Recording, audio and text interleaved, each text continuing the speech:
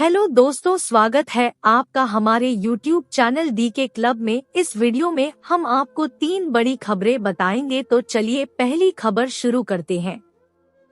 तो दोस्तों, आप सभी ने वह कहावत तो सुन रखी होगी कि गरीबी में आटा गीला, और ऐसा ही काम अभी रूस ने किया है, जिससे पाकिस्तान का भी गरीबी में आटा गीला हो गया है और रूस चीन की भी नहीं सुन रहा है। दरअसल आप सभी को बता दें कि जो पाकिस्तान है और पाकिस्तानी वायुसेना है,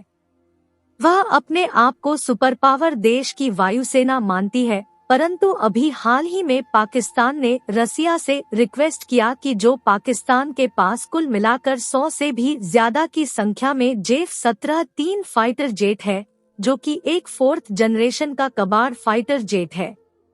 परंतु पाकिस्तानी इसे एक 10th जनरेशन की उड़न तश्तरी बताते हैं। इस फाइटर जेट के लिए पाकिस्तान ने रसिया से आग्रह किया कि हमें रसिया का आड़ी 93 नाम का जो इंजन है वह स्पेयर पार्ट के रूप में इस फाइटर जेट के लिए चाहिए, क्योंकि J-17 में रूस के आदि 93 इंजन का ही उपयोग किया गया है। परंतु रसिया की तरफ से बहुत समय से यह इंजन पाकिस्तान को नहीं दिए गए हैं, जिसके कारण से 100 से भी ज्यादा की संख्या में जो J-17 है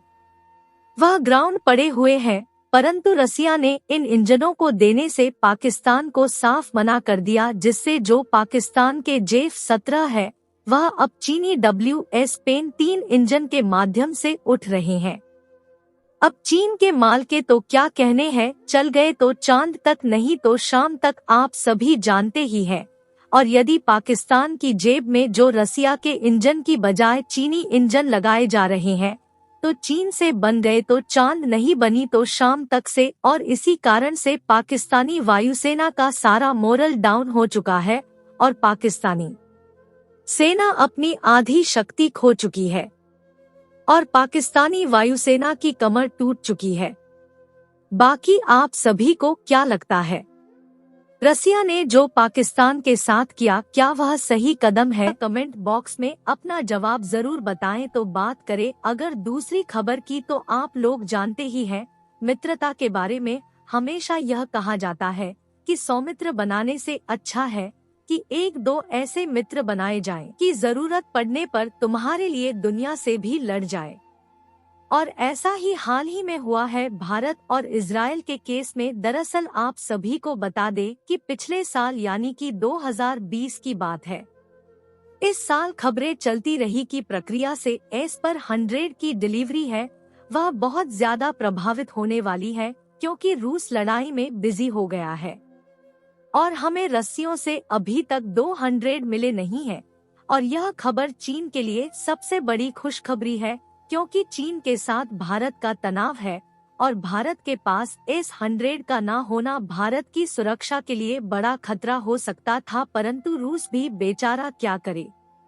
रूस युद्ध में बिजी था। साथ में खबरें तो यहाँ तक भी आई कि चीन के प्रेशर के कारण ही भारत को रूस ने S-400 की डिलीवरी में डील कर दिया है, क्योंकि इस समय जो रसिया है वह चीन के ऊपर काफी ज्यादा निर्भर है। परंतु कुछ बातें यह भी हो रही थी कि भारत की तरफ से पेमेंट बैन के बाद रसिया को S-400 की प्रेम नहीं की जा रही है, जिसके कारण से S-400 भारत को मिल नहीं रहे हैं। परंतु इसी बीच इस साल अभी खुलासा हुआ है कि चीन की मिसाइल हो, ड्रोन हो या फिर किसी भी प्रकार का हथियार हो, चीन से आने वाले सभी खतरों से भारतीय सीमाओं की सुरक्षा करने के लिए इजराइल का स्वदेशी एयर डिफेंस सिस्टम,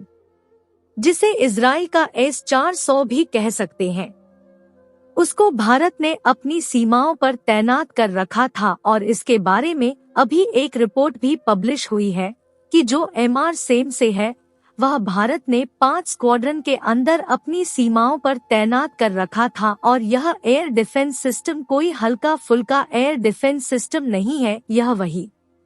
सिस्टम है जिसने रूस की इस्कंदर जैसी 7.5 में की रफ्तार से उड़ने वाली मिसाइल को नादानो कारवां की लड़ाई के अंदर मार गिराया था। और इस एयर डिफेंस सिस्टम की जो रेंज है वह 150 किलोमीटर की है और इसको इजरायली कंपनी और भारत के DRDO की तरफ से भारत में स्वदेशी तौर पर डेवलप किया गया है।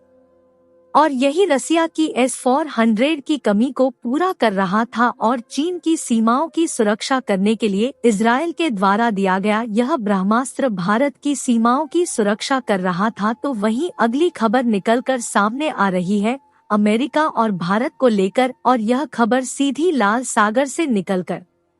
सामने आई है क्योंकि हुती विद्रोहियों ने वाणिज्य जहाज को निशाना बनाने के बाद अब नौसेना के हेलीकॉप्टरों को भी निशाना बनाना स्टार्ट कर दिया है और हुती विद्रोही नौसैनिक हेलीकॉप्टरों और उनके डिस्ट्रॉय जहाज के ऊपर ड्रोन और मिसाइल दाग रहे हैं, जिसके कारण से 48 घंटे के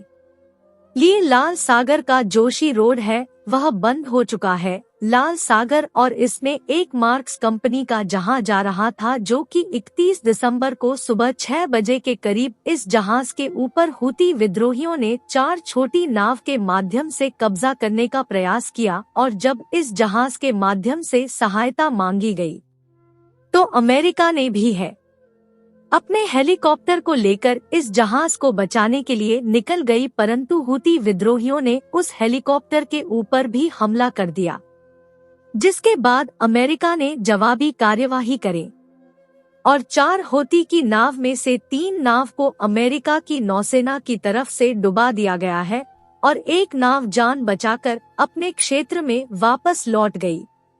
इसके बाद एक बार फिर से लाल सागर के अंदर तनाव बहुत ज्यादा बढ़ चुका है और जो कंपनी मार्क्स इस जहाज को लेकर आ रही थी उसने लाल सागर से 48 घंटे के लिए पर आगमन पर प्रतिबंध लगा दिया है और स्क्रीन के ऊपर आप सभी इसका आर्टिकल देख सकते हैं।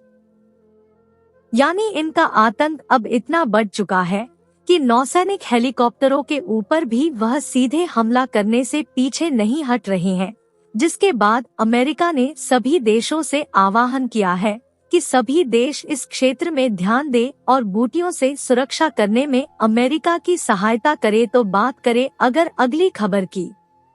तो आज एक बात तो साबित हो गई कि जब आप तरक्की करते हैं तो सारी दुनिया आपसे जलने लगती है। अब आप सभी को पता है कि भारत आज दुनिया की सबसे तेजी से बढ़ने वाली अर्थव्यवस्था बन चुकी है और जल्दी ही हम दुनिया की तीसरी सबसे बड़ी इकोनॉमी बन जाएंगे, जिसको देखकर दुनिया के कई सारे देशों को भारत से अपने आप ही जलन होने लगी है। और आप सभी को पता ही है कि जिस आतंकवादी को लेकर अमेरिका ने भारत के साथ अपने संबंधों में खटास ला दी है, वह पन्नू खुले तौर पर भारत को धमकी देता है,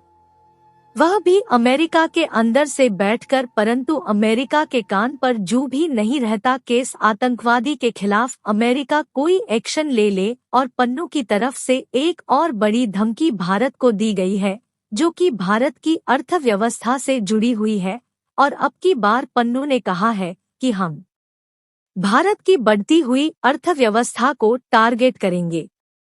ताकि भारत बड़े से बड़ा नुकसान पहुंचा सके। पन्नू ने नया वीडियो जारी करके कहा है कि वह भारत की बढ़ती हुई अर्थव्यवस्था को रोकेगा और 22 मार्च से पहले भारत के NSE और BSE यानी कि भारत के स्टॉक एक्सचेंज के ऊपर पन्नू कोई बड़ा हमला करने वाला है। और यह सब जो सारी धमकियां है